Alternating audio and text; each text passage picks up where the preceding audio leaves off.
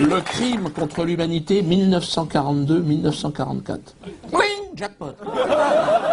Alors, je sais, certains vont me dire, Dieudonné, attention, est-ce que ce genre de discours devant un public pas averti, est-ce que ça n'est pas incité à la haine, t'es un antisémite? Non, je ne suis pas antisémite, que les choses soient claires. Hein, donc toi, ça te fait marrer. Non, je suis pas antisémite. Déjà, j'ai pas le temps. Et c'est ce que je disais. C'est ce que je disais à un passant juif l'autre jour que j'ai croisé. Enfin, je pense qu'il était juif. Le mec avait une kippa. Hein, donc, à moins que ce soit un jeune humoriste qui se lance.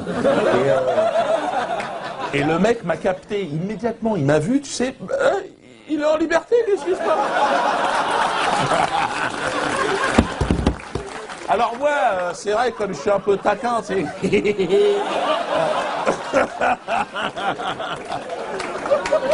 Le mec était terrorisé. Tu dis, non, non, calme-toi. Je vais pas te déporter. Calme-toi. Tu sais, j'avais rendez-vous dans un quart d'heure, j'ai pas le temps de faire grand-chose. Détends-toi. Puis je me suis dit, Dieudonné, essaye de le calmer. Tu le connais même pas, le mec. Il te connaît pas, tout de suite, il a peur, le gars. Antisémite! Je suis pas tombé sur un créatif. Le mec, il balance son truc. Je lui dis, fais un effort. Je lui dis, d'accord, si tu veux, si t'as besoin, il n'y a que des antisémites, des méchants tout autour. Calme-toi. Et là, il me fait, t'as pas honte? Du coup, je fais un pas vers toi, fais un pas vers moi. Je dis, putain, honte de quoi? De ma race? Hein, ta mère la pute, de quoi tu parles? J'ai pas dit ta mère la pute, j'ai pas dit. J'ai les gardé pour moi. J'ai dit d'accord, j'ai honte alors, j'ai honte. J'ai honte, putain, j'ai honte. Là, il m'a dit, ouais, mais t'en fais trop, tu te fous de ma gueule. Bah, j'ai dit, évidemment que je me fous de ta gueule. Tu me laisses pas le choix, réfléchis. Honte de quoi? Puis là, il était parti. Là.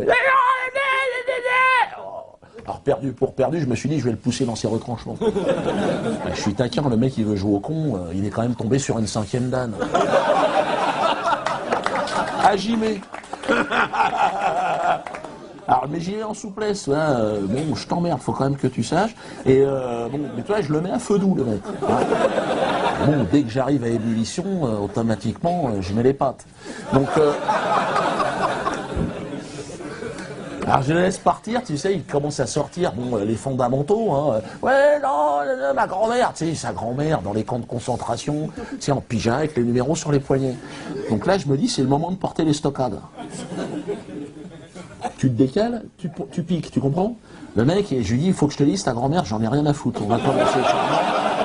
Et je vais même te dire, je lui pisse à l'arrière. Bien évidemment, je n'aurais jamais pissé sur une déportée, bien évidemment.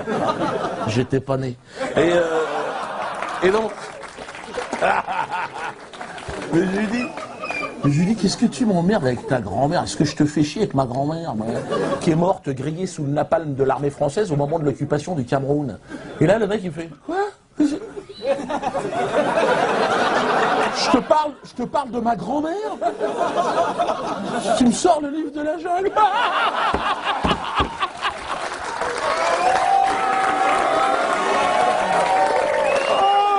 Je lui dis, bah oui, mais Balou, il est pas content, Balou. Il en faut peu pour être heureux. Là, j'ai pas le compte. Là, le mec, il était, je te jure, il cherchait de l'oxygène. Il était là, il cherchait un regard complice, ouais. Et pas de chance pour lui, il tombe sur un mec qui m'avait reconnu, un touriste algérien en vacances à Paris. Il n'aurait pu mieux tomber, le mec. Le mec m'a reconnu, pensant que je discutais avec un copain. Il arrive, il tend son appareil, il dit « Tu peux nous prendre en photo ?»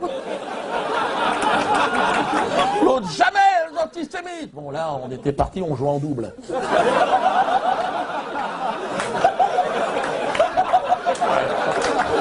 Il a pas touché une balle, t'imagines? Il chialait, il était antisémite. Et le mec, il était dépassé, toi. Il s'est aperçu que la rue, c'était pas les plateaux télé. Hein. Ah ben dans la rue, t'es pas chez Drucker, hein. C'est pas pareil, ça se passe pas comme ça. Là, c'est clair que le mec... Puis alors, j'ai bien senti, normalement, c'est vrai, un juif, tu sais, qui dit antisémite, comme ça, normalement, les gens... Oh, j'avais vu ça chez Ardisson, le chantage à l'antisémitisme. C'était Besancenot qui s'était fait choper par la commandanture. Le gars, tu sais, en plus, il avait rien dit, le gars, tu sais... je crois quand même, en Palestine, des fois, on sait pas tellement... Et en face, il y avait un mec du CRIF, toi, un 5 étoiles. Le mec au-dessus, c'est Jérusalem. Et le mec, il a dit antisémite. Oh, je suis pas antisémite. Non, non, non. Combien ça coûte?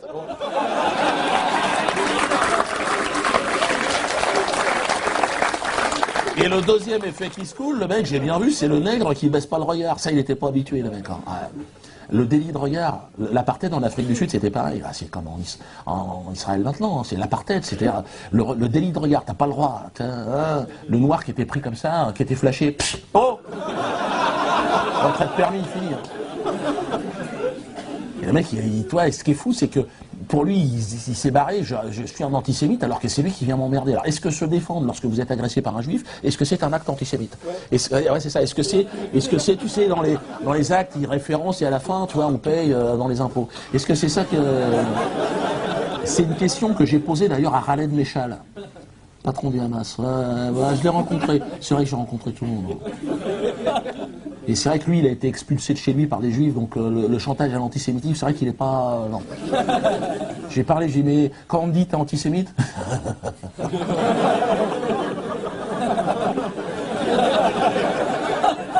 Mais la Shoah, quand même... Gratte-moi le dos. Tu sens que le mec... Pas du tout de culpabilité aucune. À zéro. Voilà. Pour ceux qui ne connaissent pas, c'est un peu, si tu veux, le général de Gaulle de la Palestine. Hein. C'est-à-dire, il veut libérer son peuple, mais avec une barbe blanche. Et le Père Noël, plutôt. Bon, dans la hotte, des requêtes, hein, par contre.